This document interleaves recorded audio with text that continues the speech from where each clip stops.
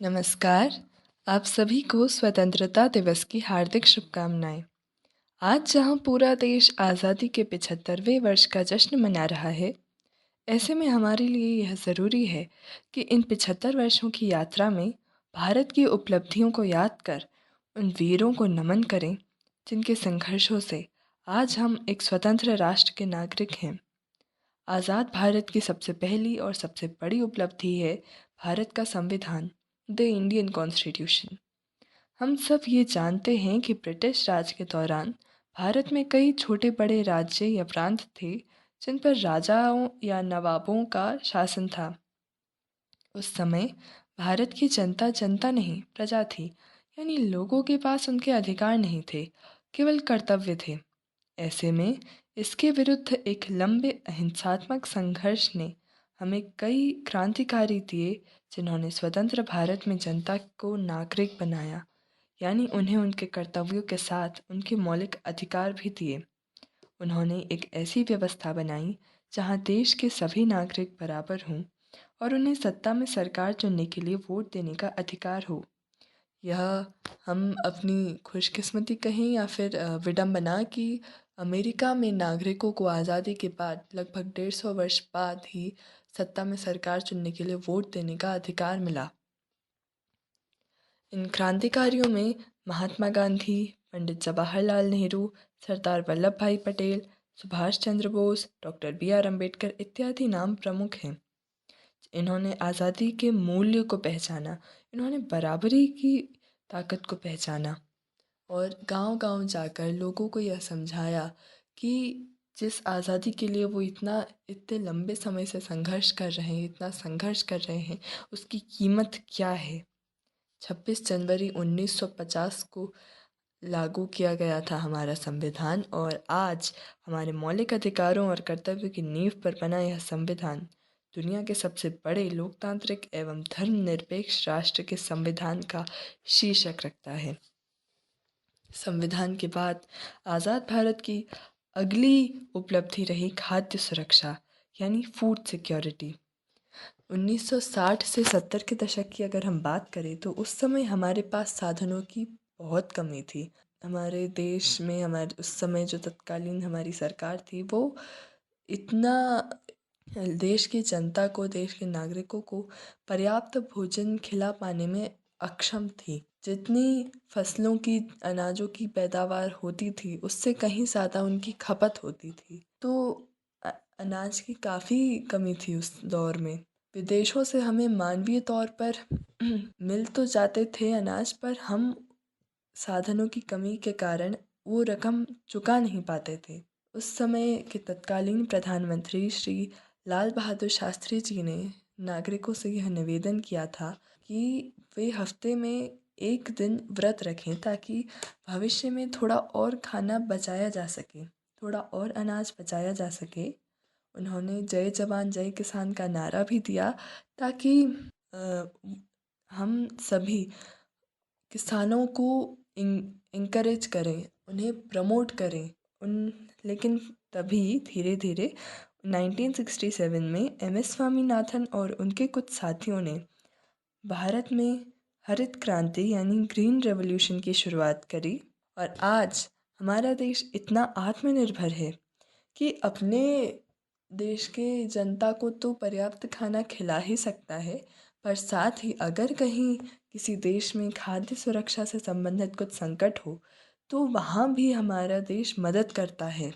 वहाँ भी वो अनाज पहुँचाता है ताकि उस देश के लोग, वहाँ के लोग अपना भोजन कर सकें।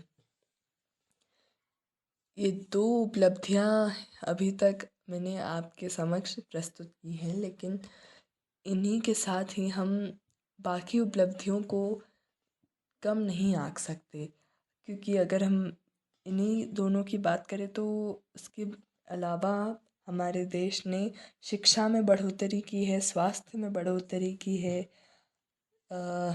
सैन्य में बढ़ोतरी की है, सेना में और भी कई ऐसे एस्पेक्ट्स हैं, ऐसी पहलू हैं जहाँ हमारे देश ने आगे बढ़ा है, सफलता के कदम चूमे हैं। तो अगर हम शिक्षा की ही बात करते हैं तो जो लिटरेसी रेट, जो साक्षरता दर 1951 में लगभग 18.3% के आसपास था, आज 2022 में वो लगभग 78% पर है। और उस 1951 के दौर में जो ये लगभग 18.3% के आसपास जो लिटरेसी रेट था, इनमें ज़्यादातर पुरुष ही थे, ज़्यादातर, क्योंकि महिलाओं की शिक्षा को, फीमेल एजुकेशन को उतनी इम्पोर्टेंस नहीं दी जाती थी।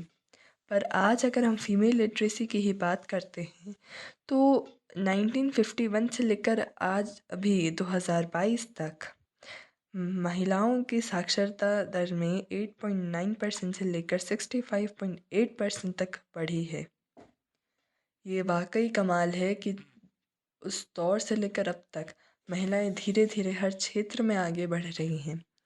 और बात करें अगर हम अपने देश में जो शैक्षणिक संस्थान हैं, एजुकेशनल इंस्टीट्यूट्स की, तो वो भी इस समय में काफ़ी बड़े हैं। आज हमारे पास IITs, IIMs, ISI, IISER, IISc और ऐसे ही कई और इंस्टीट्यूट्स हैं जो धीरे धीरे भारत को एक लर्निंग का पावर हाउस बना रहे हैं। इसी के साथ 2010 में राइट टू एजुकेशन एक्ट ये कंफर्म करता है, ये दिलासा देता है कि शिक्षा हर बच्चे का मौलिक अधिकार है। हर बच्चे को एक एलिमेंट्री एजुकेशन, एक प्राथमिक शिक्षा मिलना ज़रूरी है, कंपलसरी है। ये सभी उपलब्धियां हमें इतना गौरवान्वित महसूस करा रही हैं कि और इन्हीं के साथ हम अगर स्पेस रिसर्च में ही बात करें तो कहाँ हम कहीं नहीं थे आज़ादी के बाद। आज हम स्पेस रिसर्च में एक बड़ी ताकत बनकर उभर रहे हैं। उस समय मतलब 1947 के बाद धीरे धीरे यूएसए और यूएसएसआर यानी सोवियत संघ बड़ी ताकतें बनकर उभर रहे थे और हम कहीं भी नहीं थे स्पेस रिसर्च में। 15 अगस्त 1969 को विक्रम साराभाई द्वारा Indian space research organisation ISRO की स्थापना की गई, जिसके बाद 1975 में आर्यभट्ट, 1979 में भास्कर, 1980 में रोहिणी से लेकर तमाम उपग्रह यान जैसे PSLV यानी polar satellite launch vehicle, GSLV यानी जियो सैटेलाइट लॉन्च व्हीकल और इसके अलावा रॉकेट और इत्यादि लॉन्च किए गए हैं और भारत को आज स्पेस रिसर्च में एक उभरती ताकत बनाने के प्रूफ हैं कि आज भारत धीरे धीरे, जहां हम कहीं नहीं थे स्पेस रिसर्च में, आज हम एक उभरती ताकत हैं। आज हमारा देश न सिर्फ अपने अंतरिक्ष संबंधी आवश्यकताओं की पूर्ति करने में सक्षम है, बल्कि दुनिया के बहुत से देशों को अपनी अंतरिक्ष क्षमता से व्यापारिक और अन्य स्तरों पर सहयोग कर रहा है।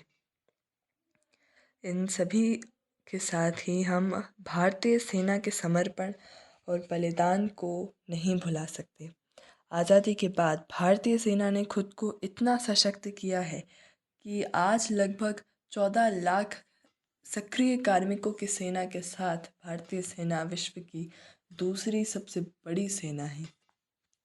इनके अलावा चाहे गोवा की मुक्ति, पुर्तगाली शासन से गोवा राज्य की मुक्ति के बारे में हो या फिर संयुक्त राष्ट्र शांति मिशन में जो भारतीय सेना की भूमिका है वो हो, 1971 का युद्ध और बांग्लादेश का निर्माण हो, चाहे 2004 की सुनामी हो या चाहे कश्मीर भूकंप के दौरान राहत के प्रयास हों, भारतीय सेना ने हमें ऐसे कई अवसर दिए हैं जिन पर हमें गर्व है, उन पर हम गौरवान्वित महसूस करते हैं।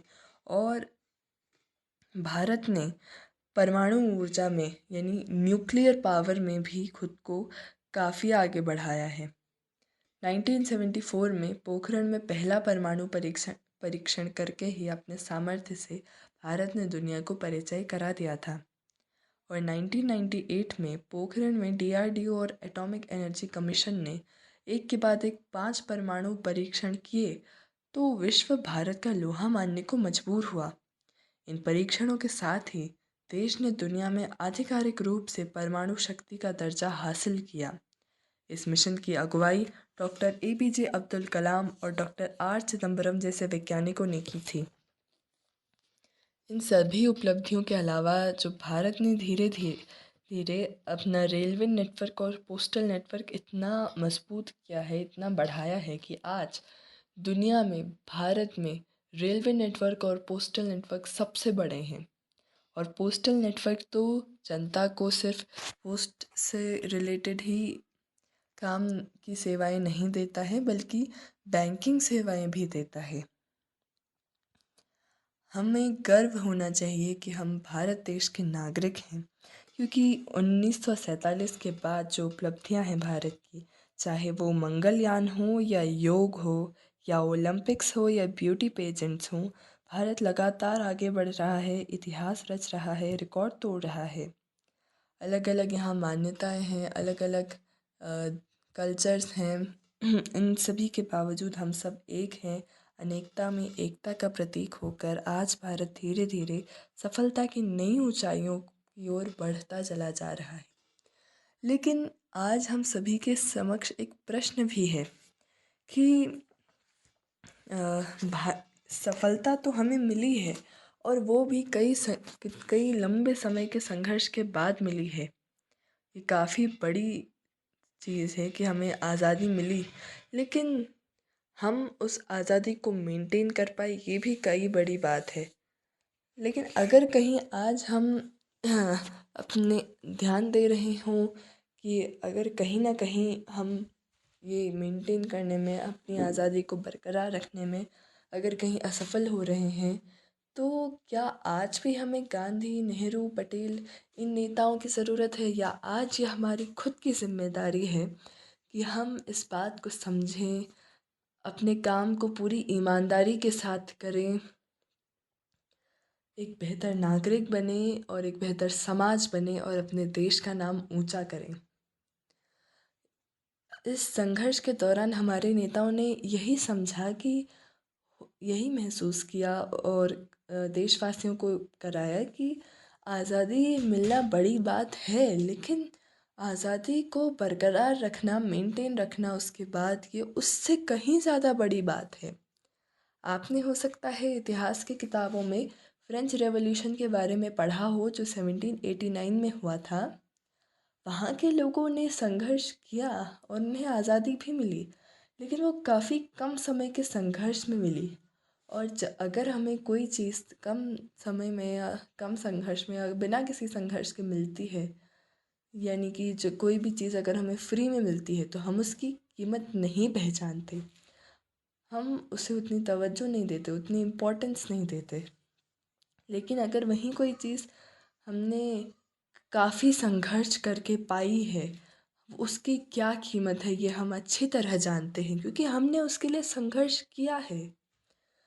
लेकिन हो सकता है वहाँ शायद लोग ये बात फ्रांस में समझ नहीं पाए, उन्हें कम संघर्ष में आज़ादी मिली, जो वो उसे, और उसके बाद वो वहाँ के नागरिक उस आज़ादी को संभाल नहीं पाए, उसे बरकरार नहीं रख पाए, और उसके बाद अगले कुछ वर्षों तक वहाँ परेशानियाँ बढ़ी। लेकिन यही बात जो हमारे क्रांतिकारियों ने महसूस की और कराई कि जिस आज़ादी के लिए वो इतना संघर्ष कर रहे हैं, उसकी क्या कीमत है। तो आज इस आज़ादी को बरकरार रखना, इस बराबरी को बरकरार रखना, इन उपलब्धियों को बरकरार रखना, ये हम सबका एक कर्तव्य है, एक नैतिक कर्तव्य है। मुझे उम्मीद है कि हम सभी एक बेहतर समाज के रूप में उभरेंगे और भारत को और आगे बढ़ाएंगे। इन्हीं शब्दों के साथ मैं अपनी वाणी को विराम देती हूँ। जय हिंद, धन्यवाद।